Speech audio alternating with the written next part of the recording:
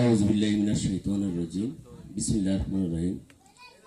সম্মানিত উপস্থিতি, ঈদ পুনর্মিলনী অনুষ্ঠানের আজকের এই আমন্ত্রিত মেহমানদের মধ্যে প্রধান মেহমান এবং অত্র অনুষ্ঠানের সম্মানিত সভাপতি সাহেব, আসসালামু আলাইকুম। আজকে আমরা দুইটা বাড়ির লোক একসাথে একত্রিত হতে পেরেছি, দুইটা না জাস্ট তিনটা। কিছুদিন আগেও জানতাম না যে এখানে আমাদের এত রক্তের সম্পর্কের আত্মীয় স্বজন আছে। আসলে কোরআন হাদিসেও আছে যে আত্মীয়তার সম্পর্ক ছিন্নকারী বেহেশতে যাবে না।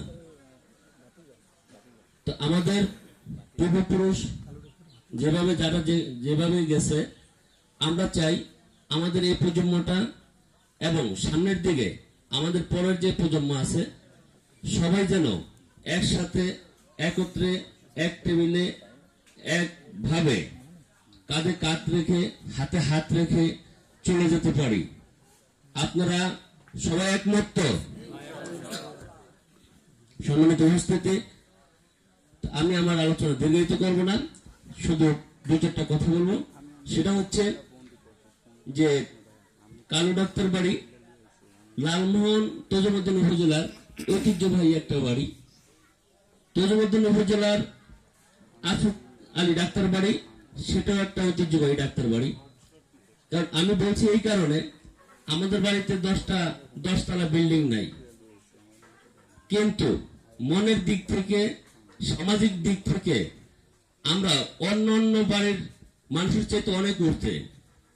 ইনশাআল্লাহ আপনাদের আশীর্বাদে, আপনাদের দোয়ায় আমাদের বাড়ির কোনো লোক কোনো অপকর্মে ধরা পড়ছে, চুরি করছে, অন্যায় কাজ করছে, এমন কোন বিচার কোন চেয়ারম্যান মেম্বার আজ পর্যন্ত করতে পারে না।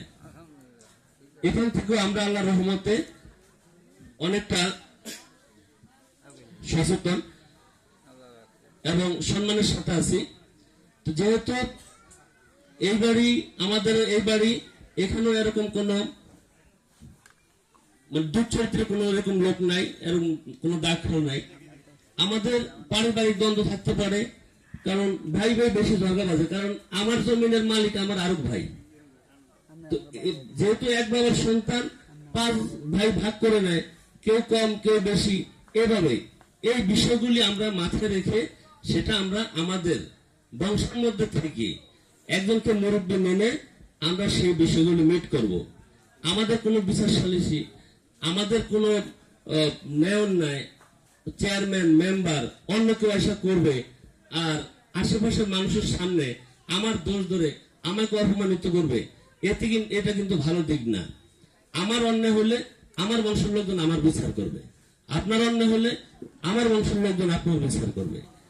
এই মন মানসিকতা রেখে আমাদের সমাজে চলতে হবে।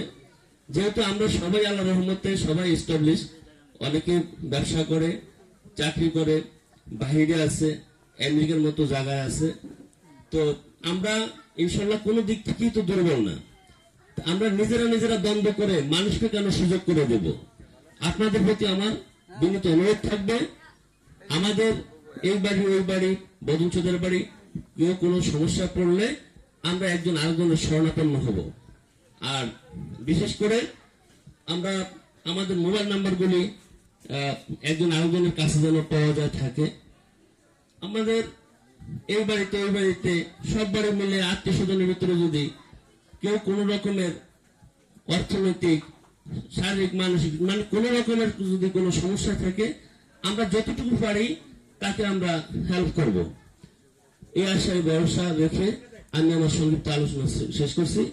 আপনাদের সবার সুন্দর জীবন কামনা করছি, সবার সুদীর্ঘ হায়াত কামনা করছি।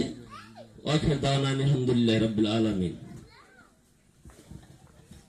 একটু মাঝে হাতে তালি না দিলেও খারাপ হয়ে যায়, যেহেতু আমরা বাইরে। উনি এত সুন্দর বক্তব্য রাখছেন।